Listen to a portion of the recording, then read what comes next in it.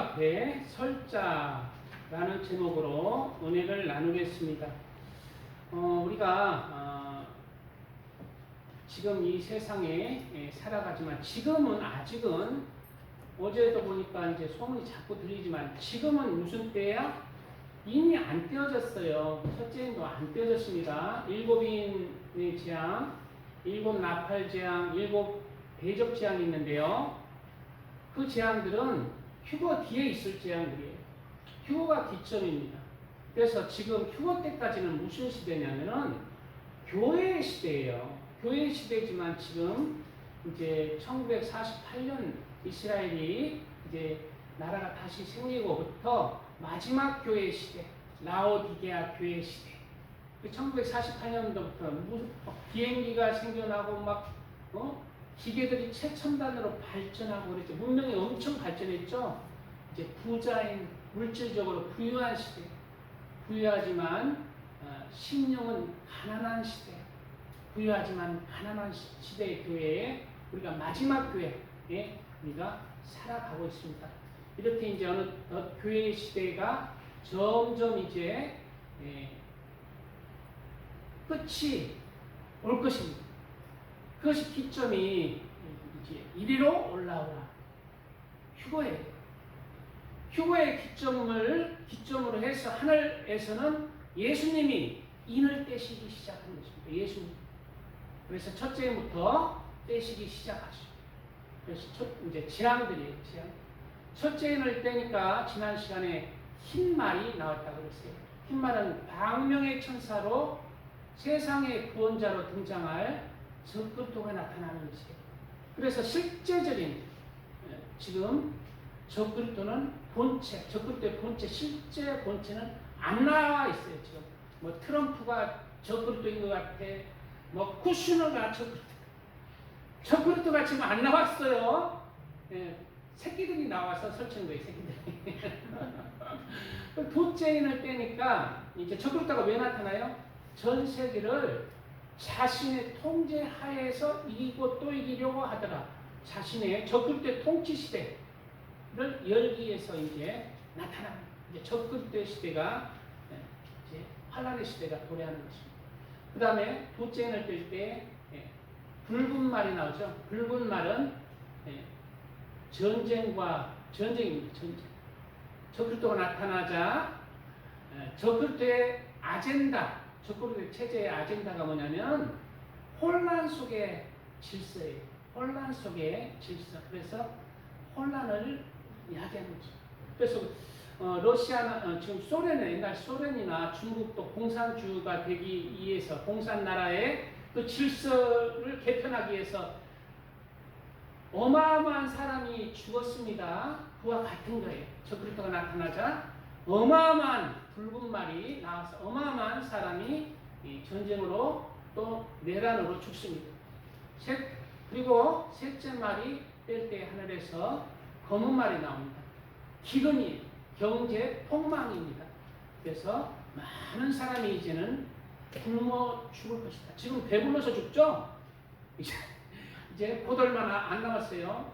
아, 배불러 죽겠다. 배고팠으면 좋겠다. 배 정도 파가 좀 맛있는 거 좀. 이제 곧 얼마 안 남았습니다. 배고픈 시대, 강식적으로 배고픈 시대는 우리가 맞이하면 안 돼요. 정말 이제 먹고 살기 귀한 시대가 얼마 안 남았어요. 순식간에 바뀝니다. 순식간에 바뀝니다. 세상. 그리고 넷째 인을 뗄 때 청황색 말입니다. 시체의 빛깔, 질병, 전염병으로 죽은 시체의 빛깔이 청황색이에요. 그래서 많은 사람이 전염병과 질병으로 많은 사람이 죽는데 얼마 죽는다? 휴거되고 초창기에 세계의 4분의 1이 죽어요. 4분의 1이 죽습니다. 초창기에 죽어요. 그 다음에 조금 더 이제 좀 넘어가면 7년 환란 중에 전반기 때만 4분의 1이 죽고 그 다음에 플러스 3분의 1이 죽어요. 그래서 반 이상이 죽습니다. 지구의 반 이상이 전반기 때 죽어요. 그래서 남겨지면 우리가 남겨지는 것에 대해서 우리가 경계를 해야 됩니다. 그리고 다섯 번째, 지난 시간에 했죠. 다섯 번째 인을 떼니까 순교자들이 나와요. 순교자. 즉 뭐가 있을 것이다? 교회에 대한 대대적인 핍박이 있을 것이다. 죽여버릴 것이다. 예수님 지금은 자유롭게 예수님 믿어도 찬양하도 누가 뭐 교회 안 갈래? 오세요. 안 갈래? 나 뭐 해야 돼? 그때는요 예배 드리고 싶어도 드릴 수가 없는 예수님 사랑해요. 예수님 믿습니다. 함부로 말 못하는 시대가 도래하는 것입니다. 진리를 감추는 시대가 오는 거예요. 그래서 우리가 평안할 때 가장 귀한 것은 그때 예수님 믿습니다 하고 순교하지 말고 그보다 더 귀한 게 뭐다? 평안할 때, 부유할 때, 건강할 때 예수님 믿고 예수님 안에서 피고받는 것이 가장 귀한 자예요. 그것이 진짜 순교예요. 내가 그냥 힘든 순간에 예수님 믿습니다. 총 하나 맞고 어려운 가운데 그 순교하는 것도 귀해요. 하지만 그보다 더 귀한 거는요. 내가 자유로울 때, 평안할 때 예수님을 선택하고 예수님과 사랑에 빠지고 평강에 빠지고 예수의 소망 가운데 살아가는 것이 삶 속의 순교로 가장 귀한 것입니다. 그리고 오늘 말씀 여섯 번째 인을 하늘에서 떼십니다. 여섯 번째 인을 떼시자 무엇이 나타나느냐? 바로 오늘 말씀 내가 보니 여섯째, 저 화면에 나오죠. 내가 보니 여섯째 인을 떼실 때에 큰 지진이 나며 해가 검은 털로 찬 상복같이 검어지고 달은 온통 피같이 되며라고 있어요. 여섯 번째 인을 떼실 때 이게 무슨 말인가? 여섯 번째 인은 큰 지진이 나고 해가 검은 털로 짠 상복같이 검어지고 달은 피같이 되며 이게 무슨 뜻인가? 천재지변이 일어나는 것입니다. 천재지변이 일어나는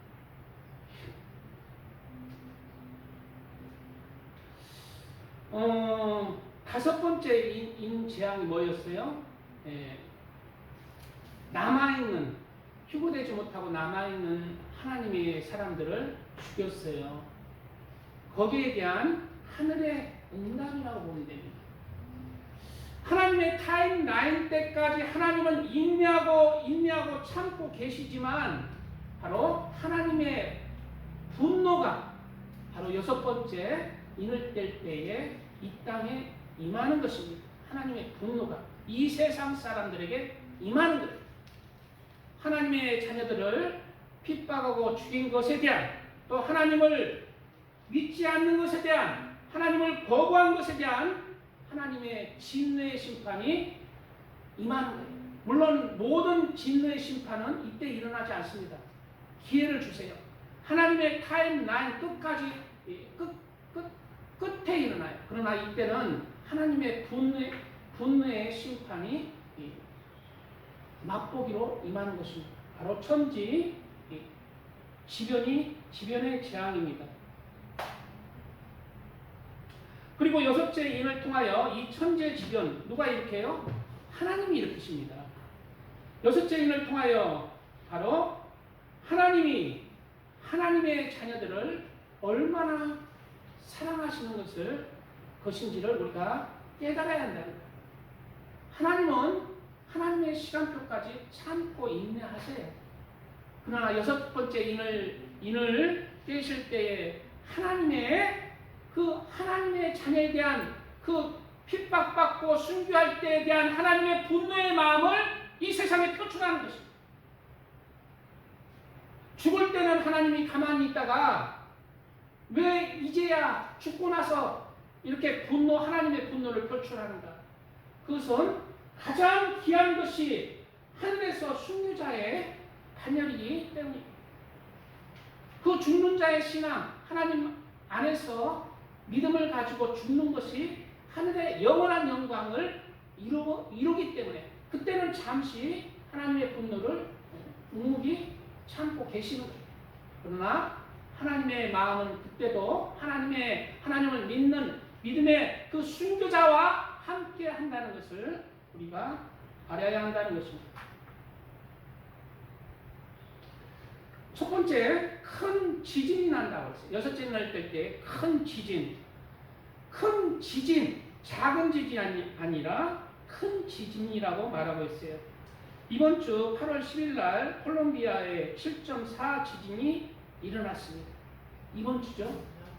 그래서 수백 명의 288명이 사망하고 4,000명이 부상하고 200명 이상이 실종되었다고 얘기하는데 이보다 훨씬 더 많은 사람이 피해를 입었을 것으로 추정합니다. 그리고 어제죠. 8월 15일 날 인도네시아 플로레스 해역에서 해역, 즉 바다에서 7.7의 강진이 일어났는데 최소 38명이 죽었고 많은 건물이 붕괴되고 산사태가 일어났습니다. 우리가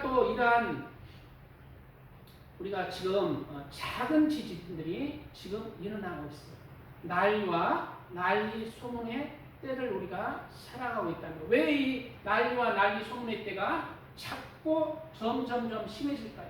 그것은 바로 예수님의 오시는 발걸음 소리가 가깝다는 것입니다. 준비하라는 거예요.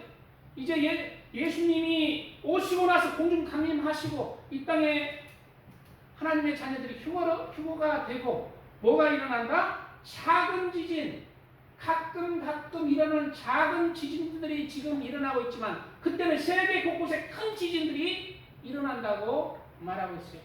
큰 지진이 일어난다는 거예요. 세계 큰 지진이 곳곳에 난다는 것입니다.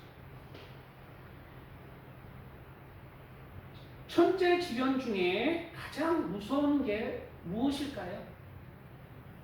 그것은 큰 지진입니다. 왜 그럴까요? 큰 지진은 다른 천재지변을 유발하는 원인이 되기 때문입니다.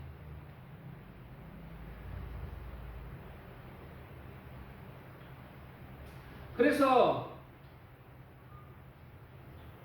이 대지진이 일어날 때에 이제 2011년 동일본 대지진 때도 바닷가에서 일어났어요.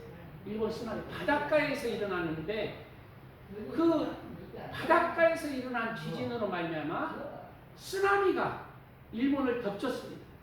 그리고 원자력 발전소를 덮쳤어요. 그래서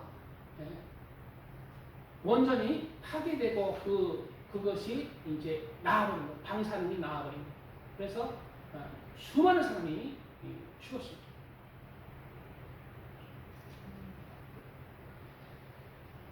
사망자와 실종자가 2만 명에 가까웠다고 합니다. 그리고 부상자가 6천 명.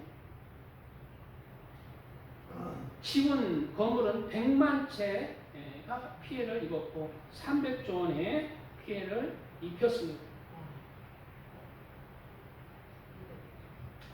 바로 큰 지진으로 말미암아 쓰나미가 유발되고 또 뭐가 유발된다? 큰 지진이라면 세계 곳곳에 뭐가 있어요? 화산들이 있어요. 용암들이 있어요. 용암들이 분출되고 화산들이 터지는 것입니다. 무엇으로 말미암아? 큰 지진으로 말미암아. 그래서 여섯대인을 떼실 때에 큰 지진이 나며 두 번째 뭐가 된다? 해가 검은 털로 짠 상복같이 검어지고, 즉 해가 캄캄해지는 검은 털로 짠 상복같이. 옛날 우리 저기 상복 옛날 사람 죽으면 하얀 거 입었잖아. 근데 까만색도 너무 하얘. 까만색 해가 어떻게 돼? 하늘이 까만색이에요. 상복. 왜 상복 검은 털로 짠 상복같이 검어지냐고 비유할까? 제가 봐서는 이러한 큰 지진과 화산 폭발, 용암으로 해서 많은 사람이 죽음에 이르게 되기 때문입니다. 큰 지진은 반드시 바로 세계 곳곳에 화산 폭발로 이어집니다. 용암 분출로 이어지는 거예요. 그리고 그 화산재와 이산화황 여러 가지 유독가스들이 하늘로 쏟아지는 거예요. 세계 곳곳에서 하늘로 쏟아지는 거예요. 그리고 해가 그 화산재들이 하늘 높은 곳까지 올라가서 해를 가리고 있습니다. 그리고 캄캄한 하늘이 됩니다. 이때에 제가 봐서는 6째 인을 뗄 때, 지금 뭐 후지산이 폭발한다, 백두산이 폭발한다, 한라산이 폭발한다 그러죠. 제가 봐서는 이때까지 참고 있을 것 같아요. 이때까지 참고 있다가 후지산이 폭발하고 백두산이 폭발하고 한라산이 폭발하고 폭발하면 아주 그냥 폭죽놀이하고 좋을 것 같지만은 두려움이 많은 거죠. 몰라 그때에 여기 경산의 성암산도 폭발할지도 몰라. 성암산이 팍 폭발하면 이렇게 하잖아. 자기가 등산 가는 산들 있잖아요. 그 언덕에 작은 산들도 폭발할 수도 있지 않을까. 그렇지는 않을 것 같은데 큰 화산 폭발들이 있을 것이라는 거예요. 실제로 이러한 큰 지진이 원인이 돼서 화산 폭발이 일어난 역사들이 있습니다. 그 중에 1815년에 인도네시아 탐보라 화산 폭발이 있었습니다. 그래서 화산 폭발이 있자 화산재 때문에 수백 킬로미터에 떨어진 지역들도 사흘 동안 하늘이 화산재 때문에 캄캄했다는 거예요. 그리고 온도는 겨울처럼 추웠다는 것입니다. 인도네시아가 원래 여름 더운 지역인데 사흘 동안 해를 가려버리고 달을 가려버리니까 추웠다는 거예요. 그리고 검어지고 달은 온통 피같이 되며라고 했습니다. 달은 또 왜 온통 피같이 될까요? 대기 중에 대량의 화산재 유황이 퍼지면서 파장이 짧은 푸른빛이 사라진다는 거예요. 보이는 게 파장이 짧은 푸른빛은 안 보이게 된다는 거예요. 그리고 파장이 긴 붉은 빛만 화산재 층을 통과하여 붉은 빛으로 하늘이 이 달을 바라볼 때 붉은 빛이 보인다. 붉은 빛만 보인다는 거예요. 그래 우리가 상상해봐요. 하늘은 캄캄한데 시뻘건 피같이 붉은 핏자국의 달들이 보인다고. 무섭습니다. 통과하여 붉게 보인다고 합니다. 이로 인해 화산 폭발 후 밤하늘로 달을 바라보면 핏빛처럼 보이는 현상, 즉 블러드 문이라고 합니다. 그리고 13절 그 다음 구절 또 천재지변으로 인해서 이상한 얘기가 나오죠. 하늘의 별들이 무화과 나무가 대풍에 흔들려 설익은 열매가 떨어진 것 같이 땅에 떨어진다고 말하고 있어요. 하늘의 별들이 떨어진다. 이야, 하늘의 별들이 떨어지면 내가 주워야지. 아니에요. 하늘의 별을 따라 내가 너에게 바치마. 그 별들이 떨어지는 게 아니에요. 하늘의 별들 떨어지면 사람 맞아 죽어요. 근데 그럼 하늘의 별들이 진짜 떨어지는 거예요.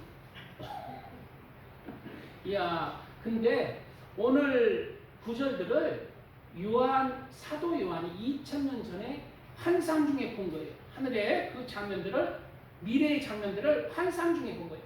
그래서 하늘의 별들이 이 떨어지는 모습이 무엇이다?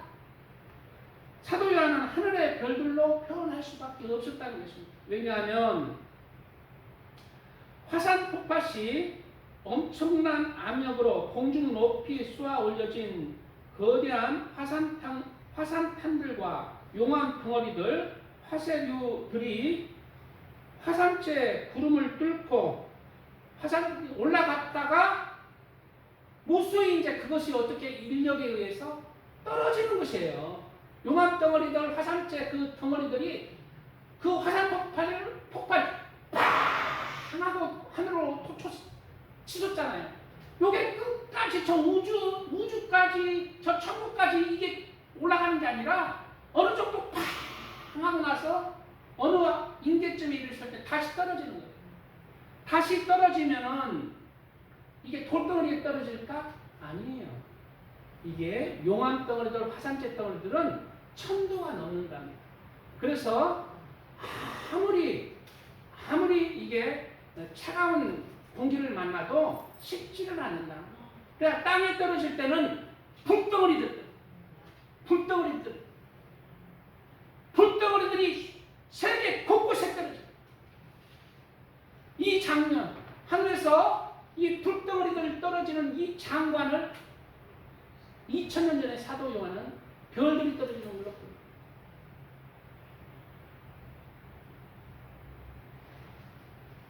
바로 식지 않은 채 엄청난 빛과 불꽃을 품고 화려하게 쏟아져 내리는 이 화산재들 그리고 용암 덩어리들이 별들이 떨어지는 것. 그리고 또한 화산 폭발이 일어날 때 동시에 무엇이 임하느냐? 바로 화산 번개가 임한다. 번개가 친다. 화산 폭발이 일어날 때 화산재 입자들과 공기가 격렬하게 마찰하면서 성층권 구름 내부에서 수만 볼트 화산 번개와 불꽃이 사방으로 번쩍이며 터진다는 것입니다. 그래서 이때 사도 요한은 화산 번개와 수많은 이 불덩어리들, 화산재 불덩어리 떨어지는 것을 보고 하늘의 별들이 무수히 떨어집니다. 그렇게 기록하고 있는 것입니다. 그리고 14절, 그 다음 구절 같이 합니다. 자, 그 다음 구절 14절, 이게 이제 오늘 좀 핵심입니다. 자, 같이 합니다. 시작. 하늘은 두루마리가 말리는 것 같이 떠나가고 각 산과 섬이 제자리에 옮겨지매. 글자를 못 읽으시는가? 글자 못 읽으셔? 너는 떠들어라. 나는 언제 일이 빨리 끝나고 밥 먹는다.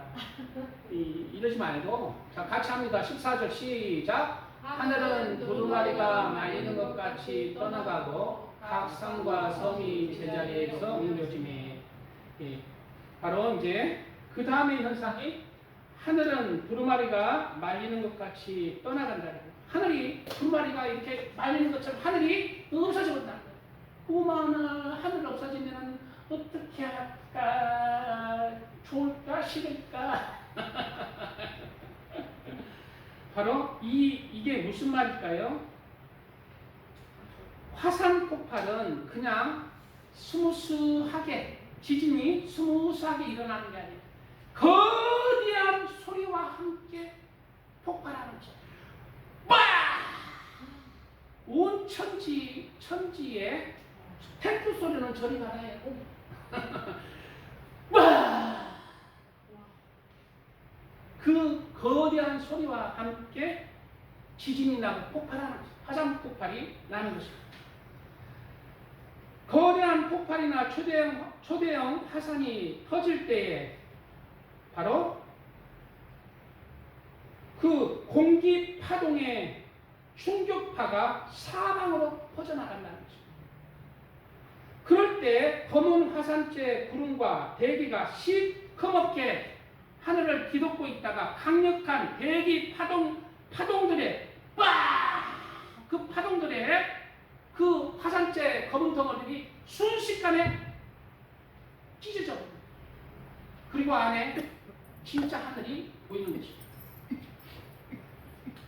폭발이 일어나면 1차적으로 시커먼 연기와 화산재가 늘어나면서 하늘을 시커멓게 덮습니다. 날씨도 더운데 시커멓게 덮으면 까만 하늘, 다양해. 오늘은 까만 하늘이네. 내일은 무슨 하늘이? 이런 거 하시면 안 돼. 그리고 초대형 대폭발이 일어날 때 수반되는 대기 충격파가 있다는 거예요. 폭발이 일어날 때 무엇이 수반된다고? 대기 충격파. 마하급의 초대형 폭풍이 사방으로 휘몰아 치면서 시커멓던 그 화살째 구름 마귀들, 하늘을 덮던 그 시커먼 화살째 구름들이 그 대기 충격파에 의해서 쫙 갈라진다는 거죠. 이것을 바라볼 때, 사도 요한이 바라볼 때 하늘이 말라 두루마리처럼 말리는 것 같이 떠나가버리는 것처럼 보인다는 거죠. 순식간에 하늘이 도망가버리는 거죠.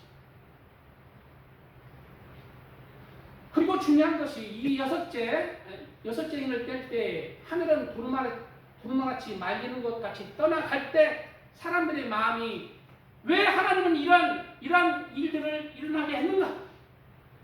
바로 이 말씀은 하늘은 두루마리같이 말리는 것 같이 떠나가고 이 말씀은 1차적으로는 하늘이 두루마리처럼 말리는 것을 말하고 있지만 2차적인 영적인 뜻은 바로 우리가 이 세상에 살아갈 때에 하나님이 없는 것처럼 보여요. 천국이 없는 것처럼 보여요.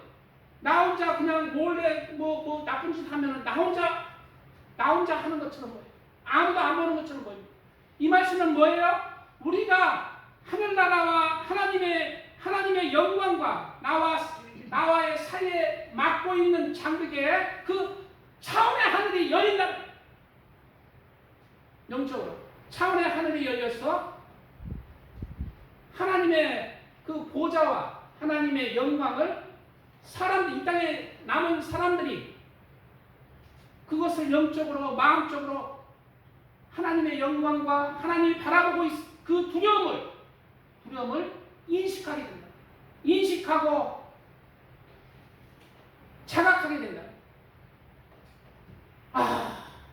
그리고 그 하나님의 임재하심과 영광을 영적으로 인식하도록 하나님이 역사한다.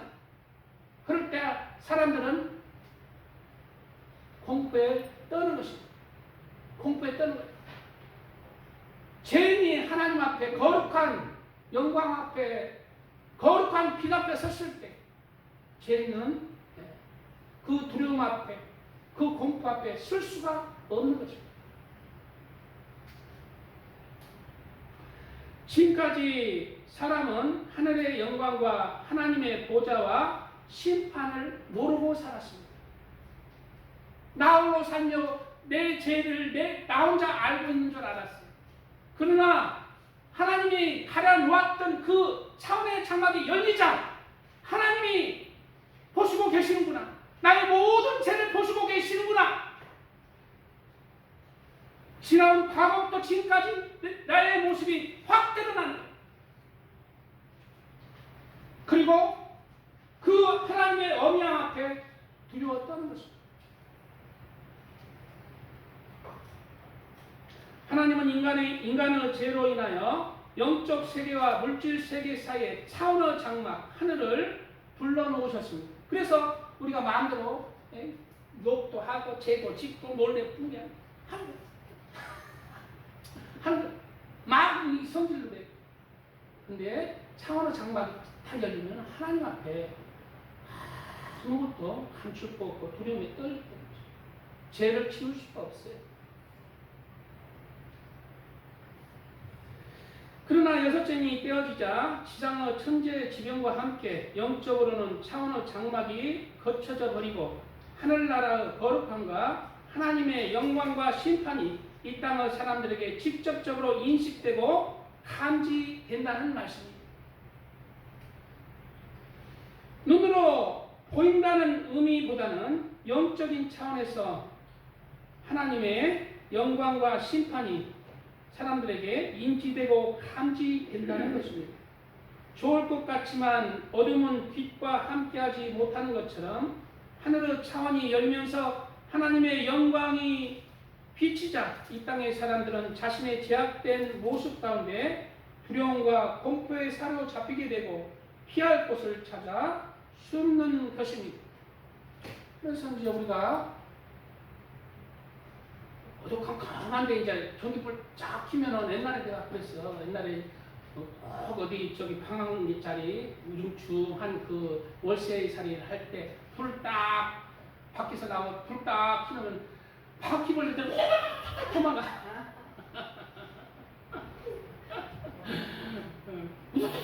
도망가요. 바퀴벌레 어디로 도망가? 빛이 없는 데로. 바로 사람도 똑같아요. 내가 예수 그리스도의 안에 있을 때는 하나님의 임재를 감당할 수가 있습니다. 예수 안에 있는 자들, 예수 안에 없는 자들은 하나님의 임재 앞에 설 수가 없는 거예요. 그래서 우리는 누구 안에서 살아야 돼? 예수 안에 늘 살아야 돼. 예수 안에 살아야 돼. 아니 오늘 주일인데 그냥 교회에 빠질까 어쩔까 놀러 나갈까? 예수 안에 살아야 된다. 예수 안에. 예수가 나의 주인이 되는 삶을 살아야 돼. 아침에 일어나서 뭐 해야 돼? 우리 기도해야 돼.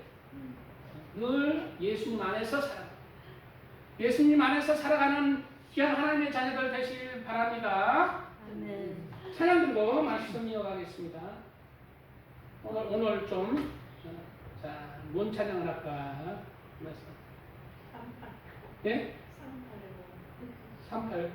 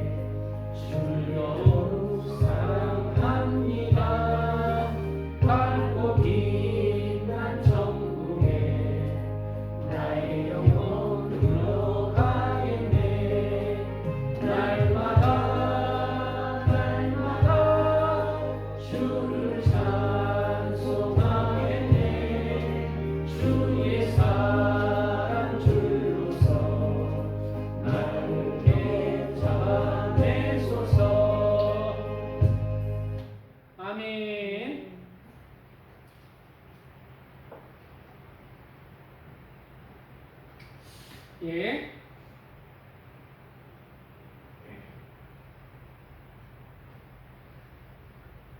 그리고 동시에 오늘 말씀 뭐가 있어요? 14절에 각 산과 섬이 제자리에 옮겨진다는 거예요. 천재지변과 함께 내륙에 있던 산들과 각산이라고 그랬어요. 각산이라는 뜻이 뭐예요? 각각의 거의 많은 산들이에요. 한두 개가 아닙니다. 각 섬이 제자리에 옮겨진다는 것이에요. 왜 이런, 첫째로 각 산이 옮겨진다는 거예요. 산의 지형이 바뀐다는 것입니다. 땅속 깊은 곳은 단층이 엄청난 힘으로 지진으로 어긋나면서 멀쩡히 있던 산이 내려가게 되고, 또 어떤 산은 더 올라가게 되고 이동하게 되고 여러 현상들이 일어날 것이라는 것입니다. 각 산들이 무너져 내리거나 산봉우리들이 무너지거나 옮겨진다는 것입니다. 그래서 이 각 산은 내륙국들도 피할 곳이, 육지도 피할 곳이 못 된다.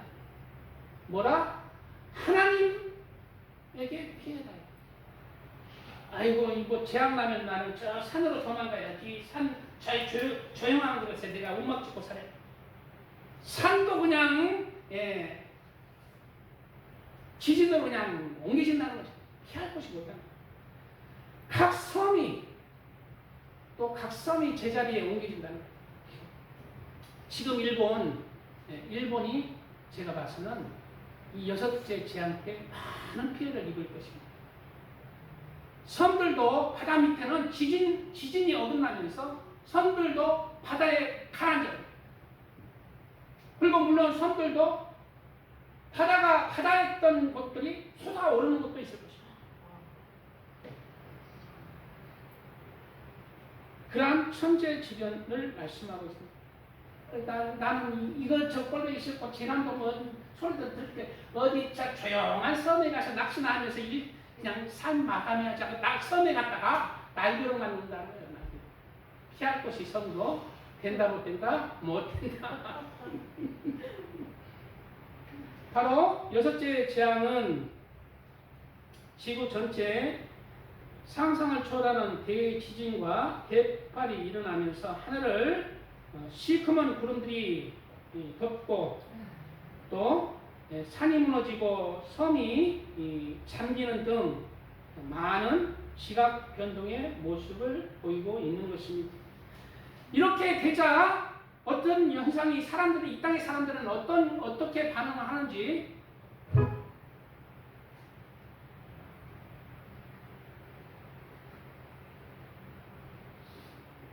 잠깐만요. 자, 없이 그 다음 15절. 자, 이 땅의 사람들이 어떤 반응들을 보일까요? 땅의 임금들과 왕족들과 장군들과 부자들과 강한 자들과 모든 종과 자유인이 불과 산들의 바위 틈에 숨어. 어디에 숨어? 바위 틈에 숨는다. 천재지변이 일어나고 산의 지형들이 막 화산폭발이 나는데 어디에 숨어? 바위에 숨는다. 왜 그럴까요? 그것은 바로 육적으로 보이는 천재지변도 무섭지만은 바로 영적인 차원의 하늘의 장막이 열리자 하나님의 영광과 심판을 직면한 사람들은 바로 자신의 육적인 죽기를 바라는 거예요. 하나님의 그 두려움과 공포보다는 자신이 오히려 죽는 것이 더 낫다는 것입니다. 하나님의 심판은요, 죄인이 하나님의 심판을 견디지 못합니다. 죽음보다 더 공포스럽고 무서운 것입니다. 우리 모든 사람은 죄를 범하였으면 하나님 앞에 쓸 자가 없어요. 바로 예수 그리스도 안에서 살아가요. 예수 그리스도 안에서 내가 살아갈 때에 하나님의 이 심판의 영광과 심판을 감당할 수 있습니다. 예수 안에서만 가능합니다. 예수님 믿습니다 하고 나는 내가 주인이 되어서 내 멋대로 살아가는 것은 더 심판 큰 심판 받아요. 더 큰 심판 받습니다. 예수님 믿는 것은 뭐예요? 예수님 말씀 안에서 예수가 주인이 되는 삶을 살아가는 것입니다. 그럴 때 하나님의 이 마지막 심판도 무섭고 두려운 이 심판 앞에서 우리가 무엇처럼 평안해? 아기가 엄마 품에 있는 것처럼 편안할 수가 있어요. 예수 안에서 살아가시기 바랍니다. 오늘 15절의 열반 많은 이 땅의 사람들은 7부류로 나눠 7부류의 사람들을 열반합니다. 즉, 이 땅에 남아있는 모든 사람, 한 사람도 하나님의 그 영광과 심판 앞에 피할 자가 없다는 거예요. 모든 종류의 사람은 이 하나님의 6번째 인지한 때 하나님의 영광과 심판에 직면하게 될 것이라는 것입니다. 땅의 임금들은 이 세상에서 떵떵거리는 최고 정치 권력자들, 이재명 같은 자도 피할 수가 없습니다. 왕족들은 권력의 핵심 실세들과 정치가들이라고 볼 수가 있고, 장군들은 군사력과 힘을 가진 자라고 볼 수가 있고, 부자들은 경제적 자본을 독점한 이재용 같은 삼성그룹의 회장 같은 자들이라 볼 수가 있고, 강한 자들은 사회적 영향력이 큰 권력이 있는 자들이라 볼 수가 있고, 모든 종들은 바로 가난한 자들, 최하층, 빌어먹고 살아가는 최하층을 말하고, 자유인들은 일반 보통 시민들을 얘기합니다. 모든 사람이 이 하나님의 엄위하신 심판 앞에 아무도 피할 자가 없다고 말하고 있습니다. 바로 이 요한계시록의 이 최종 심판은 바로 구약의 성령에 반드시 이루어질 것이라고 미리 얘기한 구절들이 있습니다. 그날에 자고한 자는 굴복되고 교만한 자는 낮아지고 여호와께서 홀로 높임을 받으실 것이다. 왜 이러한 천재지변과 하나님의 엄위하신 영광을 마주대하게 하시는지를 하나님이 말씀하고 있는 거예요. 바로 그날에 자고한 자, 높아진 자, 하나님이 없다는 자를 낮아지게 하기 위해서요. 기회를 주시는 것입니다. 구원시키기 위해서 이 땅에 남아있는 자도 회개하고 하나님을 믿어라. 우상들은 온전히 없어질 것이며 사람들이 암열과 토굴로 들어가서 여호와께서 땅을 진동시키려고 일어나실 때 그 이용과 그 광대하심의 영광을 피할 것이다. 사람이 자기를 위하여 경배하려고 만들었던 은우상과 금우상을 그날에 부더지와 박제하게 던지고, 즉 뭐예요? 이때 많은 사람이 예수님을 앞에 무릎을 꿇는다는 것입니다. 여섯째 임이 떼어지고 나서 이제 7장이 넘어가면요, 하나님이 14만 4천 명에게 인을 치십니다. 그리고 그 뒤에 수많은 사람이 종려나무 가지를 들고 천국에 있는 거예요. 바로 이러한 환난을 하나님 왜 주셨다? 많은 사람을 회개시키고 구원시키기 위해서. 아멜과 험악한 바위 틈에 들어가서 여호와께서 땅을 진동시키려고 일어나실 때 그 이영과 그 광대하심의 영광을 피하리라. 너희는 인생을 의지하지, 결론입니다. 너희는 인생을 의지하지 말라. 그 혹은 코에 있나니 새말 가치가 어디 있느냐. 우리 다른 사람을 의지하지도 말고 내 자신도 의지하지 말라. 나도 인생이잖아요. 너희는 인생을 의지하지 말라. 누구를 의지해라? 예수님 안에서 살아. 예수님을 붙들어라. 예수님을 붙들지 않으려면 모든 인생은 바로 그 영광 앞에 피할 자가 없다.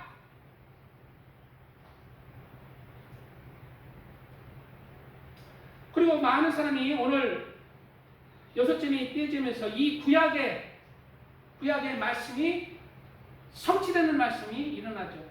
산들과 바위에게 16절, 산들과 바위에게 말하되 우리 위에 떨어져 보좌에 앉으신 이의 얼굴에서와 그 어린 양의 진노에서 우리를 가리라 말씀하고 있습니다. 바로 여섯점이 떼어지며 육적인 천재지변과 함께 영적인 하늘의 차원의 장막이 열렸을 때 하나님의 영광과 심판을 직면한 세상의 많은 사람들이, 전 인류가 차라리 바위야 내 머리에 떨어져 나를 죽여다, 차라리 죽여달라고 말하고 있는 것입니다. 바로 이 말씀은 바로 죽는 끔찍한 고통보다 하나님의 죄인이 하나님 앞에 하나님의 보좌와 그리고 그 영광 앞에 서는 것이 더 무섭고 공포스럽다는 것입니다.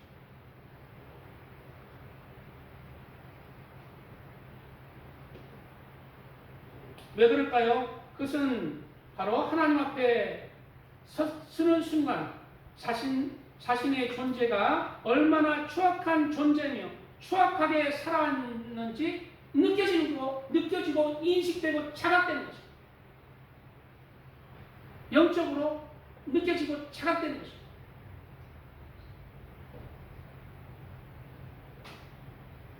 그리고 하나님의 심판 앞에서 용서받을 수 없는 죄인인 것을 인식하고 자각하는, 그러기 전에 우리는 예수님 안에서 이러한 심판의 두려움을 피하는 자가 되어야 하겠습니다. 이 땅의 사람들은 세상의 많은 죄와 허물을 가지고 살아가지만 감추고 살아가기에 편안하게 살아갈 수가 있습니다. 뭐라고 했는지 이해했는지? 이 세상에 살아가는 사람들은 많은 허물과 죄들을 안고 살아가지만 감추고 살아가기 때문에 편안하게 살아갈 수가 있다는 거예요. 그러나 하나님 앞에 섰을 때는 모든 죄와 허물이 드러나는 거예요. 자신의 본질의 존재가 죄인임이 드러나는 것입니다. 그래서 하나님 그 앞에서 심판을 받을 수밖에 없고 영원한 불의 형벌을 받을 수 없다는 것을 느끼고 자각한 것입니다. 그래서 하나님 앞에 섰을 때에 스스로 하나님의 영광 앞에 물러나고 도망가는 것입니다. 어디로? 지옥으로. 지옥의 고통으로 달아납니다. 그러면 이 심판 앞에 감당할 사람이 누군가? 바로 7장에 나옵니다. 바로 하나님은 왜 6죄인을 허락하셨는가? 바로 이러한 환난 중에서도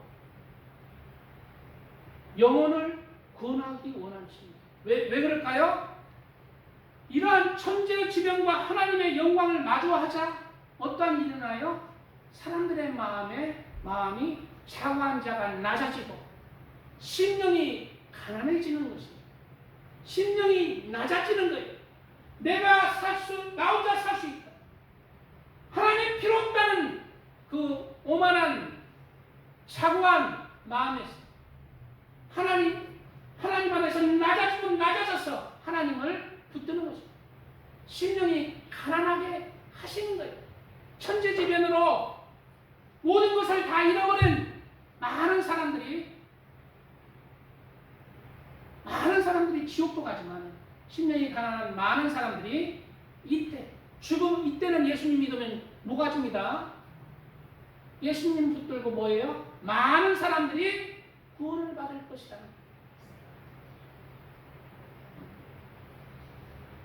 그 구절이 바로 그 다음 장에 9절에 있습니다.